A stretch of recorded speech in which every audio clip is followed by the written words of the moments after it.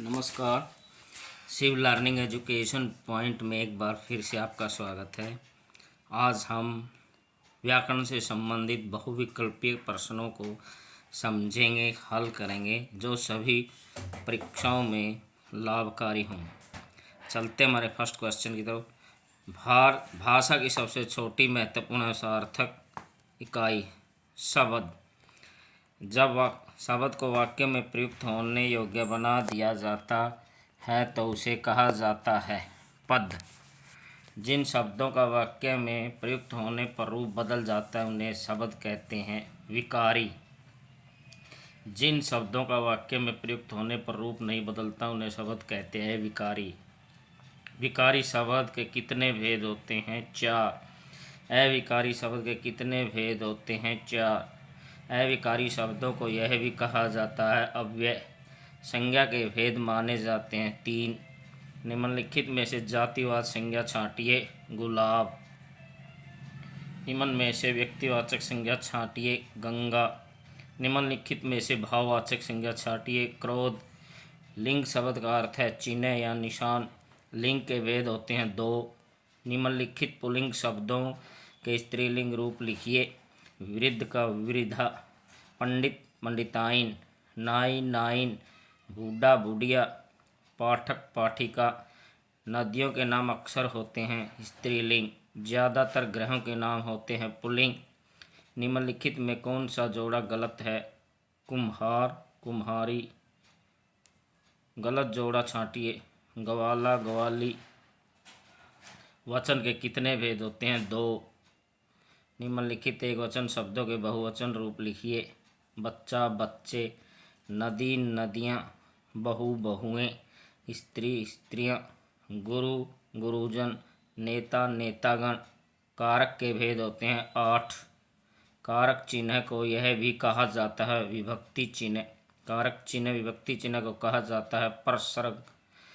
जुदा होना कौन से कारक में पाया जाता है? अपादान कारक। कौन से कारक में क्रिया के आधार का बोध होता है? अधिकरण कारक। देने के अर्थ में कौन से कारक का प्रयोग किया जाता है? संप्रदान। रेखांकित का कारक बताइए। गंगा हिमालय से निकलती है। अपादान। पुलिस ने चोर को पकड़ा। कर्म कारक। मैं कलम से पत्थर लिखता हूँ। करण कारक। वह रोटी भिखारी को दो। संप्रदान कारक। माता जी घर में है। अधिकरण कारक।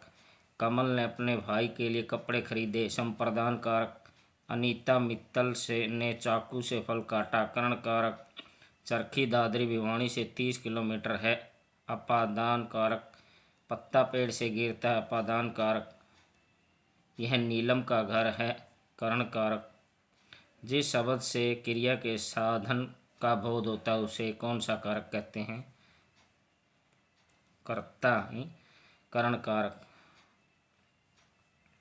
जिस पर क्रिया का फल का प्रभाव पड़ता है उसे कारक कहते हैं। करण कारक।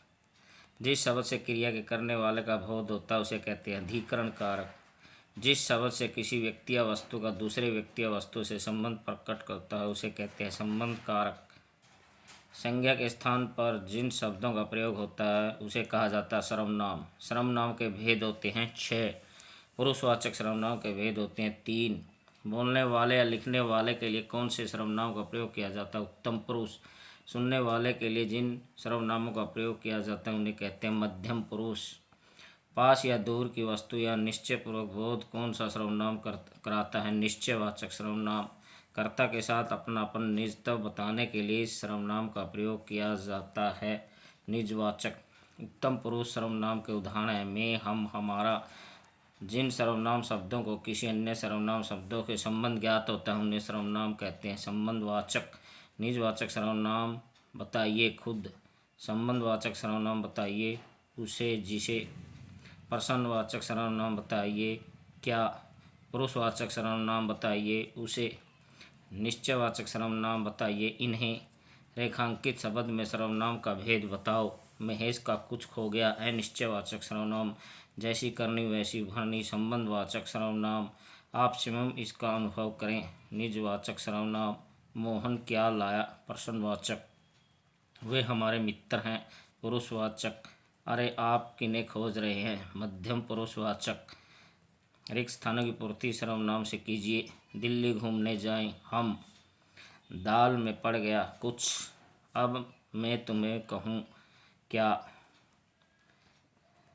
श्री महेश मित्तल खालिस्तान हिंदी पढ़ाते हैं हमें। मैं खालिस्तान कर लूँगा स्वयं। दरवाजे पर आया है कोई। दूध में खालिस्तान पड़ गया कुछ या क्या पड़ गया?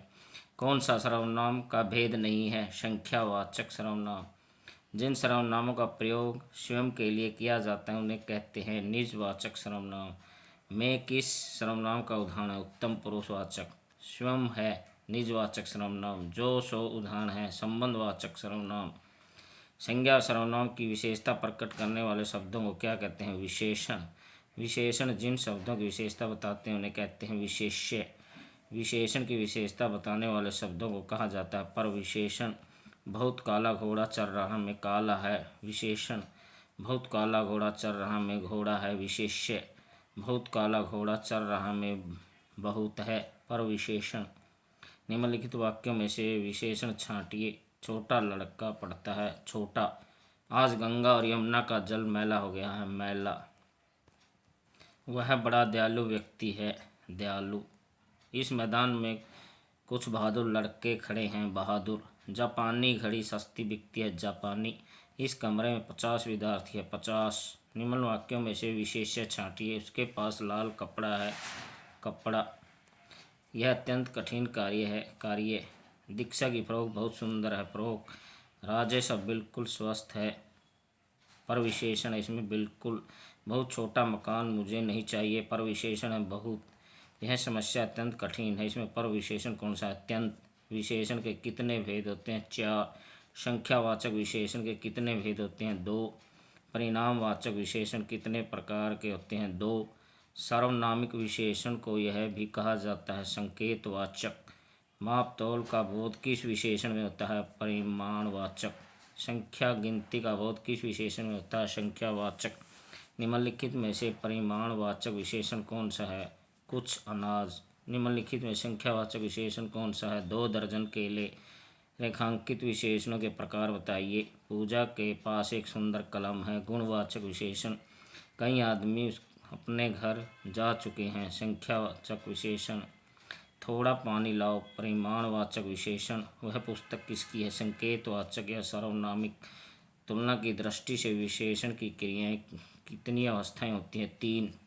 इनमें से कौन सी विशेषण के भेद नहीं है? गुणवाचक सार्वनामिक संबंधवाचक नहीं इसमें। आम बहुत मीठा है में मीठा है विशेषण। धन्यवाद।